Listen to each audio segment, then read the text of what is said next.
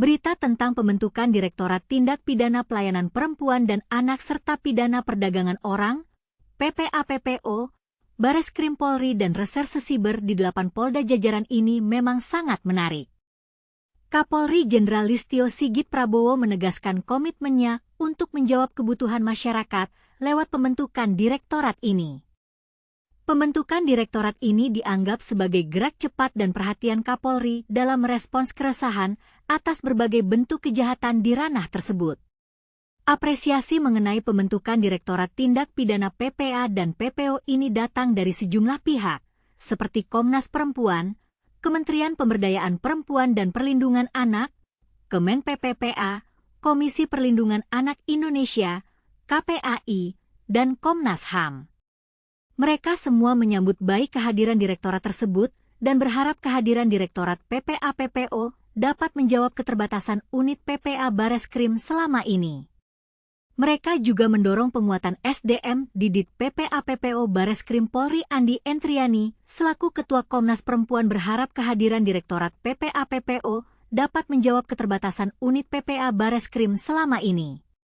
Dia juga mendorong penguatan SDM di Dit PPA-PPO Bareskrim Polri. Selain kewenangan, kehadiran Dir PPA-PPO berarti penguatan sumber daya manusia maupun sarana prasarananya untuk menangani berbagai bentuk kekerasan terhadap perempuan. Jelas Andi. Kemen PPPA juga akan mendukung kinerja Polri terkait perlindungan perempuan dan anak itu. Mengapresiasi dan mendukung pembentukan serta dioperasionalisasikan kankannya Direktorat PPA dan PPO di Bareskrim Mabes Polri, kata Deputi Perlindungan Khusus Anak Kementerian PPPA, Nahar. Nahar berharap penyelesaian kasus perempuan dan anak lebih cepat dengan adanya direktorat baru di Bareskrim Polri tersebut. Sebab, kata dia, petugas yang menangani akan mengedepankan kepentingan perempuan dan anak. KPAI mengapresiasi Kapolri atas penunjukan Brigjen Desi Andriani sebagai Dirtipid PPA dan PPO Bareskrim Polri. KPAI memberikan apresiasi kepada Bapak Kapolri yang telah melakukan perkuatan melalui pembentukan Direktorat PPA dan PPO, kata Wakil Ketua KPAI Jasra Putra.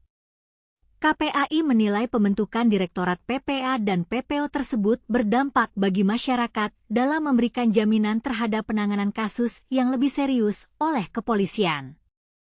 KPAI menyebut, pembentukan direktorat tersebut menjadi bukti atas dukungan Polri terhadap pengarusutamaan gender. Komnas HAM juga mengapresiasi Polri atas pembentukan direktorat baru, yaitu Direktorat Tindak Pidana PPA dan PPO.